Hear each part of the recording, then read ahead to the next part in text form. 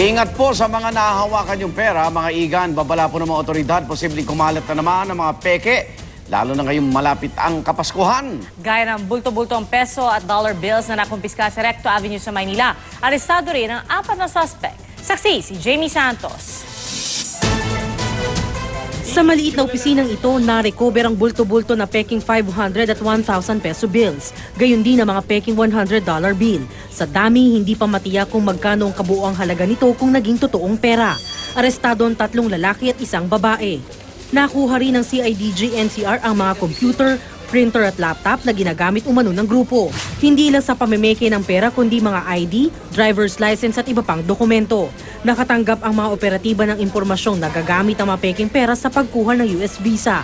1 buwan daw nilang minanmana ng mga suspect. Gumagawa po talaga. Opo, yung mga ID lang.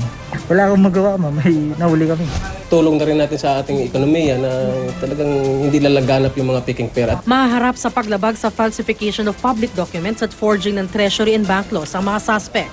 Ako si Jamie Santos, ang inyong saksi.